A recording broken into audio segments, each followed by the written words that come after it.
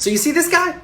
It's Dr. Lev Goldstein, and he isn't a household name, but we gotta make him famous. So this psycho, he's the chief medical officer of the Israeli prison system and has committed the most disgusting crimes against humanity. So Goldstein, he's the face of starvation, rape, denial of medical care for all Palestinian detainees, the majority of which aren't even prisoners. They've literally been kidnapped off the streets and held without charge.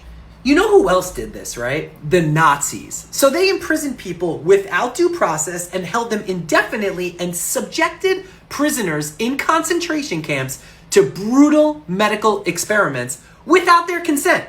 Dr. Lev Goldstein is doing that to Palestinians what the Nazis did to us. Yet another disturbing reminder that the only thing we learn from history is that we have learned nothing from history.